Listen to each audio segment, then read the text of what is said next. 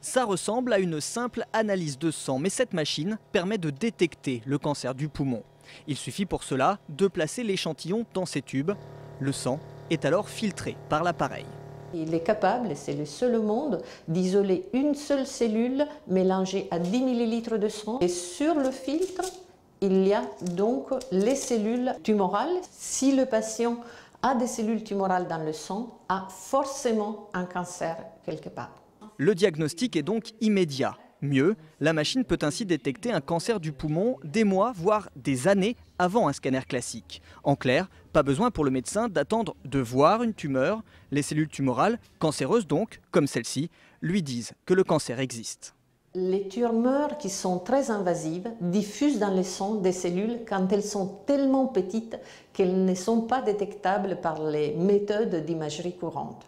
Et donc là, c'est une alerte qui est donnée aux médecins. Une alerte qui permet de mettre en place un suivi du patient et un protocole de soins beaucoup plus tôt. La détection du cancer se fait en général lorsque le cancer ne peut plus être opéré, parce que c'est un cancer à révélation très tardive.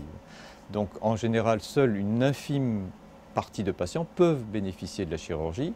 Et donc avec ce test, on compte augmenter le pourcentage de patients qui pourront bénéficier d'une chirurgie précoce. On peut soigner avec de meilleurs résultats, plus facilement et plus rapidement.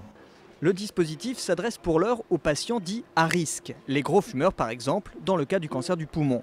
Mais il pourrait à terme concerner plus de malades et d'autres types de cancers.